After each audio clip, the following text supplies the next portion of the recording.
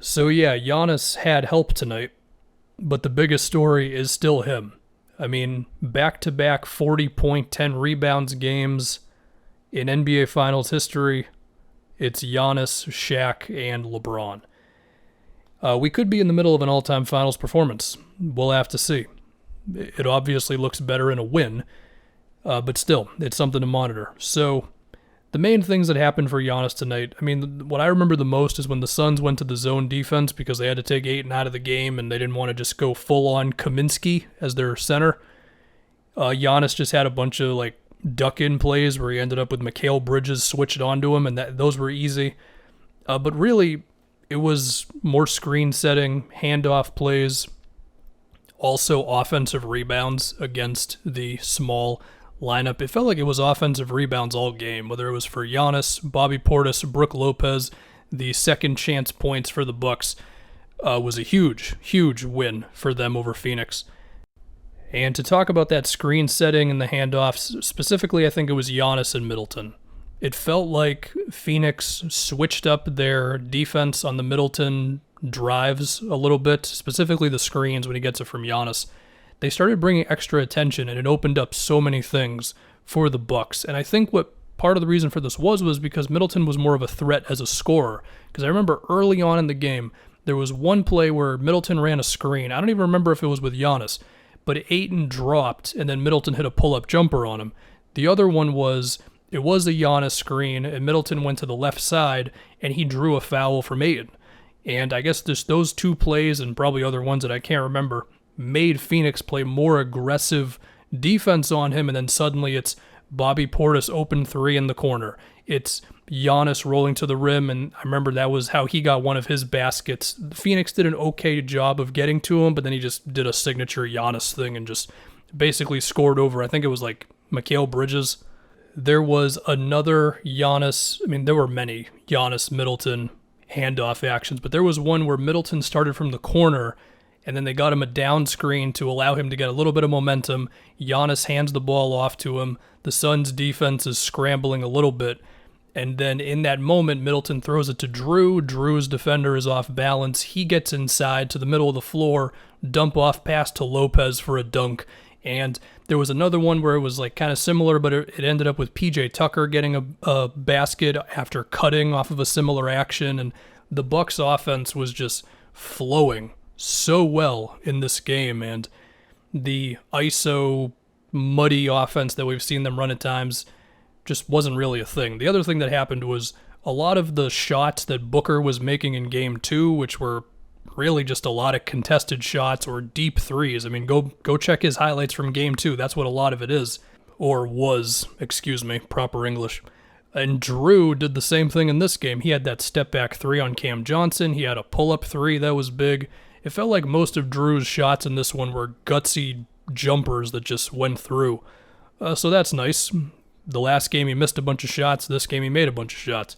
So basically, the Bucks ran a two-man game with their two best players, and then their third best player made more shots. That's basketball for you. And as for Phoenix's offense, I mean, I don't even think their offense was that bad outside of Booker. I mean, I know the point total for the Suns wasn't huge tonight, but that was because they pulled the guys with, 4 or 5 minutes left to go in the fourth. I mean, CP made a whole bunch of tough mid-rangers, the toughest one being that one on Giannis, where it seemed like Giannis was about to block him on the baseline, and then CP made it over him anyway. He had at least one or two over Middleton and Drew. DeAndre Ayton was killing switches early on. He was making, 13-footers or so with Giannis or Lopez in his face. But the big thing was Booker. And I'm a little embarrassed to admit I don't remember all of his misses off the top of my head. I don't have photographic memory, I'm sorry. It's tough to remember literally everything that happens in these games. So I'll take a look at the shots that he missed, but that was the real thing. I mean, hell, Crowder was, 6 for 7 from 3 tonight. The one that I remember the most was when they had, that 4-pass swing offense, and then Crowder pump faked one dribble to the left, and then he went up with it. Cam Johnson had the dunk over Mikal Bridges. He also had some threes of his own, so really it was just Booker as the offensive scapegoat. I guess the obvious thing would be assuming he's just going to be fine, but also trying to get him more stuff going to the rim. That would be cool. There was one play I remember where Booker was driving, I think it was like in the first quarter, and the defender who was on Crowder slid over to Booker, and it actually resulted in a turnover, or I don't remember what exactly, but it wasn't good for the Suns.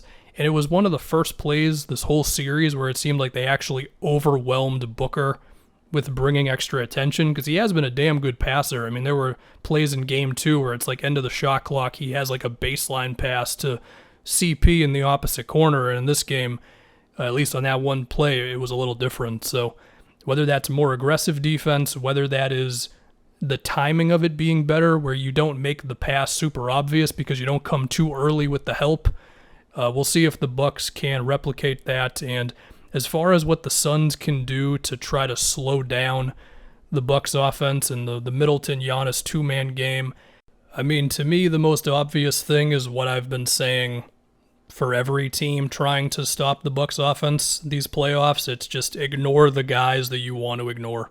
Just ignore PJ Tucker. Brook Lopez is a little more iffy, but I think you're content with bringing help off of him and just play the percentages pretty much. And then if the Bucks go to more of a shooter, then you try to go at that guy defensively. Or when they're on defense, you know what I mean. So Jeff Teague, Bryn Forbes, the whole thing. But with that said, I mean, look, we've had a 20-point performance from Giannis where he was clearly gassed and might have still been feeling it with the injury. And then we've had back-to-back 40-point games. The Suns might just have no chance against Giannis. I mean, you can try the DeAndre Ayton sag off of him thing. You can try Crowder being all up on him. You can try bringing extra guys, but the thing is, man, is he's just like a machine at drawing fouls. And I know you can say, well, you're content with giving him some of those because he's not the best free throw shooter. But at a certain point, it's like, dude, this guy has attempted 15 free throws. That's just so many possessions that you're giving them at least 1 point most of the time on top of the offensive rebounds, the transition stuff, and all that. So good luck. I mean, if they can hold Giannis to, I don't know, 7 free throw attempts in a game with him playing 40 minutes or whatever, I will be very surprised.